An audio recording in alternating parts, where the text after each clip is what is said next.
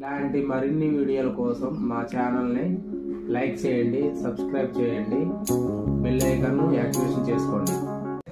ప్రస్తుత పరిపాలన జగన్మోహన్ రెడ్డి గారి పరిపాలన ఎలా ఉంది? నెక్స్ట్ ఎవరు వస్తారు? జగన్మోహన్ రెడ్డి వస్తారు. పరిపాలన బాగుందంట. పరిపాలన బాగుంది.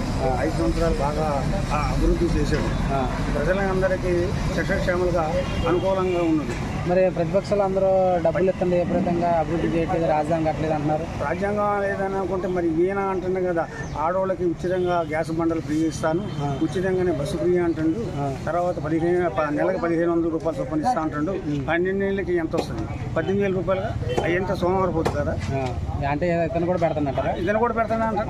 చెప్తుండే అమలు చేస్తా అంటుండే కదా. నీ వస్తే అమలు చేస్తా, అభివృద్ధి నేను వస్తే మగవాళ్ళకి అభివృద్ధి చేస్తా అని అంటుంది. ఏ రకంగా చేస్తాం మీరు? లేదుగా.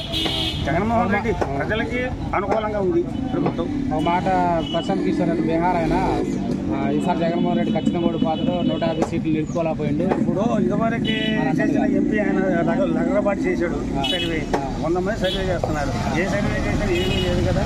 జగన్మోహన్ రెడ్డి మాత్రం ప్రశాంత్ కిషోర్ అంటే అంతకుముందు ఒకసారి ఆయన గెలిపించడానికి కారణం కూడా ఆయనే కండి. ప్రశాంత్ కిషోర్ ప్రశాంత్ కిషోర్ ఎంతవరకు సర్వే? ఇప్పుడు సర్వే గ్యారెంటీ ఉందా? ఆయన పోయినసారి ఆయనకి దగ్గరుండి గెలిపించిన సర్వే కూడా. ఇప్పుడు ఆయన చేసినంత మాత్రం గెలవడం అనేది కాదు, ప్రజలలో ఉండాలి కదా.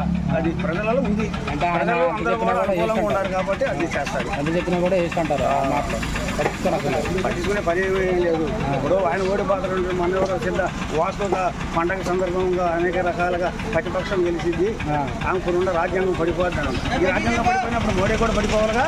పైన కూడా అప్పుడు కూడా కాంగ్రెస్ ప్రతిపక్షం ఉందిగా, కాంగ్రెస్ గెలవాలిగా. మరి అప్పుడు ఏంటి? ఇప్పుడు ఇలా జనాలు ఇలాంటిది ఎంత ఓడిపోవాలికి అనుకూలంగా చెప్పడం. రాబోయే ఎలక్షన్ అయితే జగన్ అవుతారు. అయితే రాజధాని కట్టలేదని అపోహ ఉంది కండి. మరి రాజధాని కట్ట ఇప్పుడు రాజధాని కట్ట ఆయన కట్టాడని చెప్పి పోలవరం ప్రాజెక్ట్ కట్టాడని చెప్పి ఆయన చెప్పిండు. కట్టాడా? జనాన్ని అందరూ బస్సు యాత్ర వేసాడు. వచ్చిందా? ఇప్పుడు సిద్ధం సభలకి 1000 కోట్లు ఖర్చు పెడుతుండో జనాలను. ఎవడు అయాంలో వాడు ఊహాన్ని బట్టి వాడు ఖర్చు పెడతానే ఉంది ప్రభుత్వం. ఎవరు ఖర్చు పెట్టకుండా ఏం లేదు. ప్రజలకి ఇచ్చేది అప్పుడు ఆయన ఏమీ లేదు. ఆయన అందరికి నాయకులు అలాంటి వాళ్ళకి ఇచ్చాడు. ఎన్ని సీట్లు రావచ్చు మామూలుగా? ఇప్పుడు 150 పోయినసారి వచ్చింది. ఇప్పుడు 150 వచ్చి ఇప్పుడు 120 వస్తాయి. 120 వస్తే గవర్నమెంట్ ఫామ్ చేస్తాం. ఫామ్ అవుతాం ఖచ్చితంగా. మళ్ళీ జగన్ ఏదైనా సరే ఫామ్ అవుతాం. గవర్నమెంట్ జగన్మోహన్ రెడ్డి మళ్ళీ సీఎం అవుతుంది. అలాంటి దానికి సక్సెస్. Okay, thank you.